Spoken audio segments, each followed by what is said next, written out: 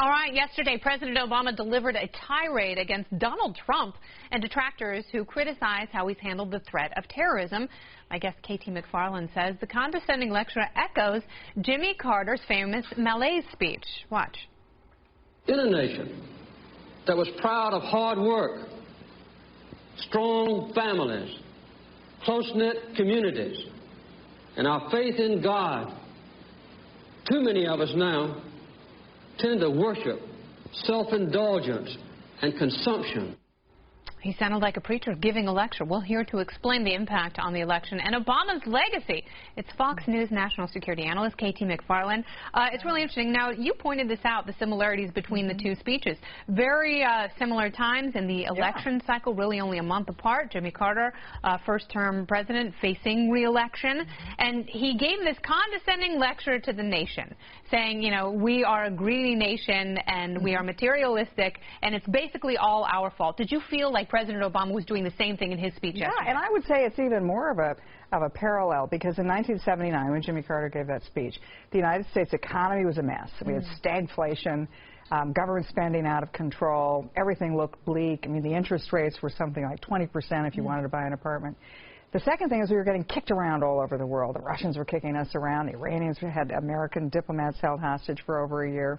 And we had lost this sort of sense of national purpose. Yeah. So Jimmy Carter comes out and makes this speech thinking he's somehow going to change the course of his presidency. And it did, but it changed it for the worse, because people point to that speech as, here he was, where he should have been rallying us, and he was scolding us. He was saying, all these problems are your fault, America. At the end of that speech, and for the months thereafter, Jimmy Carter was considered a lame duck, weak, ineffective president.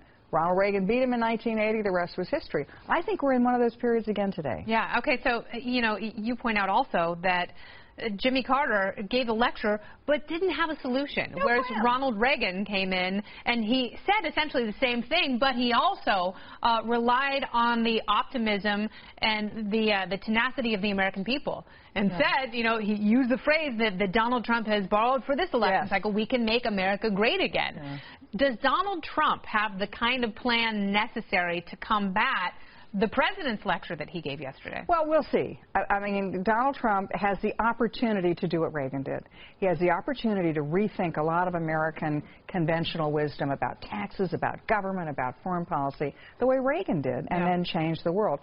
Donald Trump, he's at that same historic moment right now, and he certainly has a Jimmy Carter foil of President Obama, who can go scold everybody and say, who's not even running for president. I mean, that's the galling thing about it. He's not running for a third term, though he's acting like someone who is. Well, I think he hopes that if Secretary Clinton is elected president, President Obama, gets to control everything for a third term. But his scolding, telling us it's all our fault, and then to see the really no solutions being offered except criticizing the other guy.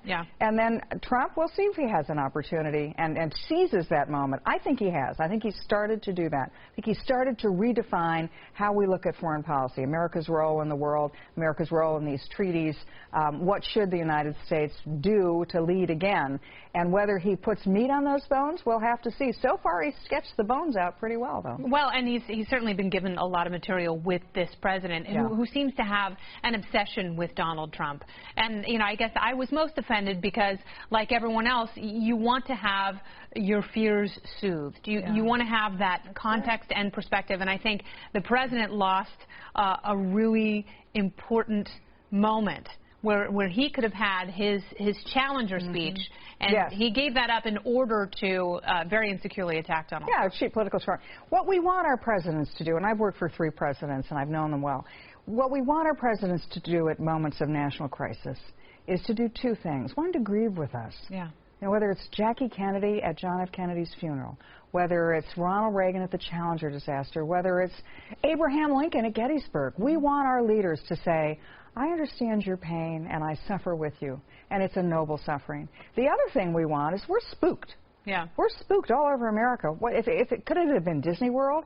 And here was a club, and we've seen time and time again, and there seems to be no plan to reassure us that isn't ever going to happen again. No. All the president does is say, I feel your pain, I deplore the violence, but no plan. But then offers a lecture and condescension for those he thinks are responsible, which distracts from the ultimate point. KT McFarland, thank you so much. Thank you very much. Always love talking to you. Thank you. Very good.